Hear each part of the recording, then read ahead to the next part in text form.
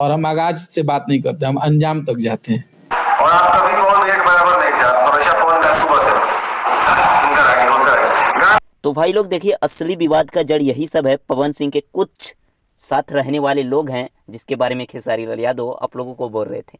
तो भाई ये देखिए, विवाद का जड़ इसलिए कहा जा सकता है, ये भाई देखिए अभी इसके चैनल पर 15 मिनट, 51 मिनट, 20 घंटा लगातार वीडियो अपलोड हो रहा है। लेकिन जब विवाद नहीं होता है, उससे उससे पहले अगर इस सब का वीडियो देखिएगा तो 10-15 दिन में कभी का लेकर वीडियो आ जाएगा।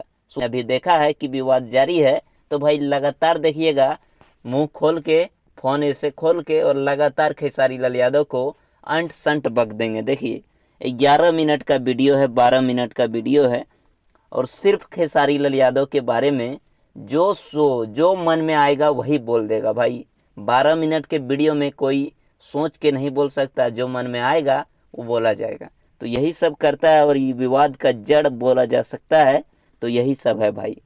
एक दो चार भाई है जो लगातार खेसारी लाल यादव को भाई ट्रोल करते हैं, और जब खेसारी लाल यादव का विवाद होता है तब ये सब कहाँ से जाग जाता है भाई पता ही नहीं चलते। यूट्यूब में देखिएगा, लगातार वीडियो बनाएगा ये सब 10 मिनट का, 20 मिनट का, और उसके बाद विवाद खत्म हो जाएगा।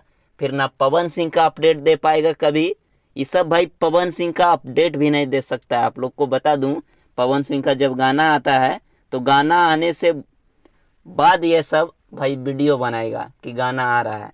तो यही सब कारण है जो भाई खेसारी लाल यादव को देखा नहीं गया, और खेसारी लाल यादव कल लाइव आके जो सो बोल दिए। और कल खेसारी लाल यादव ने भी गलती किया है लाइव, कि भाई इस सब के लिए लाइव आना को बड़ी बात नहीं है। इस सब को भाई तो आप कहीं से भी जवाब दे सकते थे। खैर लाइव आए, अच्छी बात है कि खेसारी के जितने भी ऑडियंस हैं सभी को तो पता तो चल गया भाई। तो बोल रहा है कि भाई मेरे तरफ से को कहीं खेसारी लाल यादव को टारगेट नहीं किया गया है। तो फाइल ये वीडियो देख लीजिएगा, बखूबी आप लोगों को समझ आ जाएगा कि खेसारी लाल यादव को टारगेट किया है या फिर नहीं। ये 3 दिन का पहले, ये नहीं कह सकते कि खेसारी लाल यादव लाइव आए हैं उसके बाद है। उसके बाद का वीडियो अभी लगातार ही डाल ही रहा है। तो इस सब के बारे में हम खेसारी लाल यादव को ही दोषी मानेंगे, क्योंकि भाई इस सब के लिए खेसारी लाल यादव लाइव आ जाते हैं। कोई बड़ी बात है बोलिए? इस सब को जब चाहे तब खेसारी लाल यादव जवाब दे सकते हैं। खैर देखते हैं विवाद आगे जाता है या फिर यहीं समाप्त होता है। लेकिन इस सब के वजह से भाई विवाद बंद नहीं होने वाला है, विवाद लगातार चालू रहने वाला है। क्योंकि देखिएगा 51 मिनट हुआ है, फिर से कुछ बोल दिया, फिर 1 घंटा होगा, उसके बाद फिर से खेसारी लाल यादव को कुछ बोल देगा, टीम को कुछ बोल देगा।